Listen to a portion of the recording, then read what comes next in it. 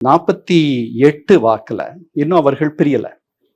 பிரியாத போது பெரியார் ராஜாஜியை சந்திக்கிறார்.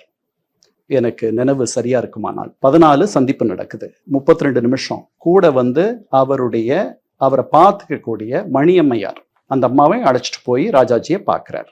என்ன பேசினேன் அப்படின்றது என்னுடைய சொந்த விஷயமா நான் பேசினேன். அப்ப ராஜாஜி கேட்டாரு, என்ன உங்களுக்கு வந்துட்டு என்ன உங்களுடைய நிலைமை எப்படி இருக்குன்ட்டு. எனக்கு நிறைய எதிர்ப்பு இருக்குன்னு நான் சொன்னேன். என்னை சுத்தி ஒரு விஷப்புகை உருவாகி வருவதாக நான் சொன்னேன்.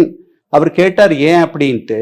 என்ன கூட இருக்கவர்கள் யாரும் எம்எல்ஏ பதவிக்கு வருவதை நான் அனுமதிக்க மாட்டேன், பதவிக்கு வருவதை நான் அனுமதிக்க மாட்டேன் என்ற காரணத்திற்காக என் மீது அவர்களுக்கு எதிர்ப்புணர்வும் அவர்களுக்கு எதிர்ப்பு இருக்கு அப்படின்னு நான் சொன்னேன். ஆமா, தகுதி படைத்தவர்கள் அந்த இடத்துக்கு போகணும்னு நினைக்கிறவங்க இவங்களுக்கெல்லாம் வந்துட்டு உங்க மேல ஒரு வெறுப்பு வர்றது நியாயம்தான் அப்படின்னு ராஜாஜி சொன்னாருன்ட்டு ஒரு அறிக்கை.